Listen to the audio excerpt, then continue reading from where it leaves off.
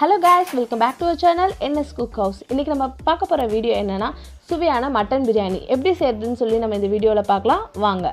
சமையலுக்கு தேவையான பொருட்கள்லாம் வாங்க பார்க்கலாம். பச்சை மிளகாய், லவங்கம், பிரியாணி இலை, பட்டை எல்லாமே எடுத்துக்கறோம். அப்புறம் கொத்தமல்லி, புதினா எடுத்துக்கறோம். இப்போ இஞ்சி வெள்ளப்பூடு பேஸ்ட் எடுத்து வச்சுக்கறோம். சின்ன வெங்காயத்தை பேஸ்ட் எடுத்து வச்சுக்கறோம். அதே மாதிரி அந்த பட்டை, பிரியாணி இலை இது எல்லாத்தையும் பவுடர் பண்ணி நம்ம எடுத்து வச்சுக்கறோம். இப்போ நாங்க எடுத்துக்கிறது 3/4 கிலோ மட்டன் எடுத்துருக்கோம்.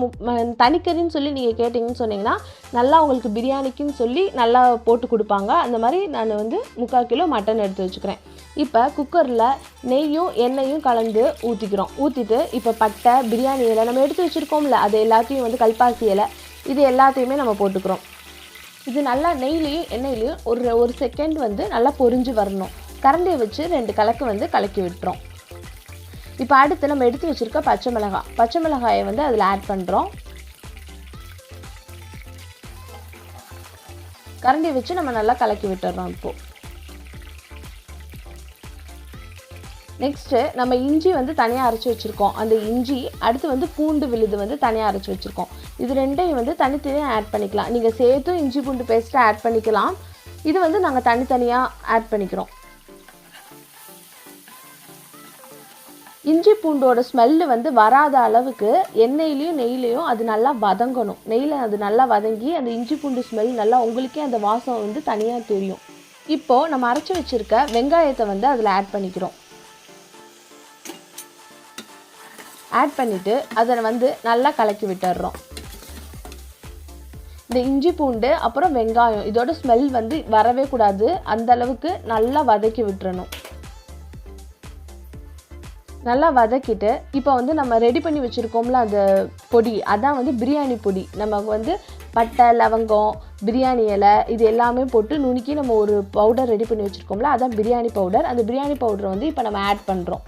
ஆட் பண்ணிவிட்டு நல்லா அந்த இஞ்சி பூண்டு இது கூட நல்லா சேர்கிற மாதிரி நல்லா வச்சு வதக்கிடுறோம். இப்படி எல்லாமே நல்லா வதங்கி வந்ததுக்கப்புறம் நம்ம எடுத்து வச்சுருக்க மட்டனை இதில் ஆட் பண்ணிக்கிறோம்.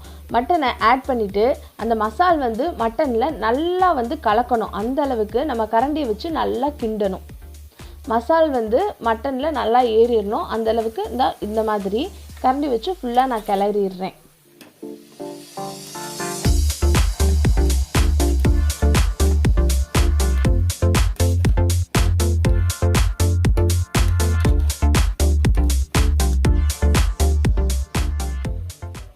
இதோ இந்த மாதிரி நல்லா கிளறிட்டு நம்ம எடுத்து வச்சுருக்க புதினாவை எடுத்துக்கிறோம். அப்புறம் கொத்தமல்லி எடுத்துக்கிறோம்.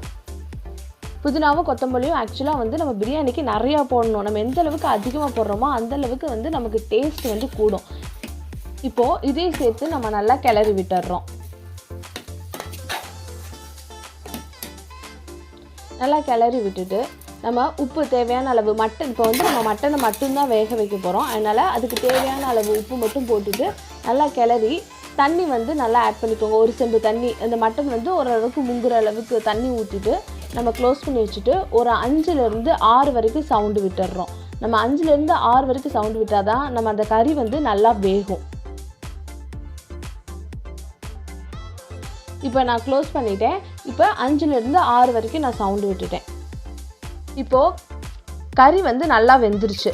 இப்போ நான் 3/4 கிலோ அரிசி எடுத்துக்கிறேன். 3/4 கிலோ அரிசிக்கு அதிலே 2 பங்கு தண்ணி. இந்த கறியில் நம்ம ஊற்றிருக்கோம்ல அந்த தண்ணியும் சேர்த்து நம்ம எக்ஸ்ட்ரா அதோட 2 பங்கு தண்ணி நம்ம ஊற்றிக்கிறோம். ஊற்றிட்டு இப்போ நம்ம அரிசி ஆட் பண்ணிக்க போகிறேன். நான் பிரியாணி அரிசி தனியாக கடையில் வாங்கி ஆட் பண்ணிக்கிட்டேன். பிரியாணி அரிசி எப்போவுமே ஒரு 1/4 மணி நேரம் ஊறினாவே போதும். இப்போ பிரியாணி அரிசியை நான் இதில் ஆட் பண்ணிக்கிறேன்.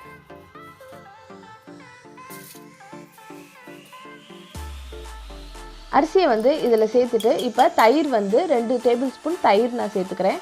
இப்போவும் நம்ம புதினா ஆட் பண்ணிக்க போகிறோம். புதினாவும் கொத்தமல்லியும் இப்போ நம்ம ஆட் பண்ணிக்கிறோம். ஒரு கைப்பிடி புதினா, ஒரு கைப்பிடி கொத்தமல்லி ஆட் பண்ணிக்கிறேன். இப்போ தேவையான அளவுக்கு உப்பு நம்ம கறிக்கு தனியாக உப்பு போட்டோம். இப்போ நம்ம அரிசி ஆட் பண்ணுறோம். ஸோ நம்ம அதுக்கும் தேவையான அளவுக்கு உப்பு சேர்த்துக்கிறோம். சேர்த்துட்டு நல்லா கிண்டி விட்டுருங்க.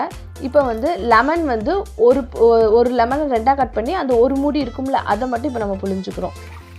புழிஞ்சிட்டு நல்லா கிளறி விட்டுருங்க. கிளறி விட்டுட்டு நீங்கள் உப்பு பார்க்கும்போது அந்த உப்பு வந்து கொஞ்சம் தூக்கலாக இருக்கணும். அப்போ தான் நம்ம அரிசியோடு சேர்ந்து வரப்போ கரெக்டான அளவாக இருக்கும். இப்போ நான் க்ளோஸ் பண்ணி வச்சிடுறேன். வச்சுட்டு ஒரு விசில் மட்டும் நான் விட்டுக்கிறேன்.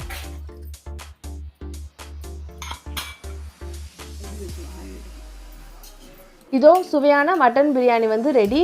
கலர் பாருங்கள் எவ்வளோ கலர்ஃபுல்லாக இருக்குன்னு சொல்லிட்டு. நீங்களும் இதை கண்டிப்பாக ட்ரை பண்ணி பார்த்துட்டு கமெண்ட் பண்ணுங்கள். தேங்க்யூ.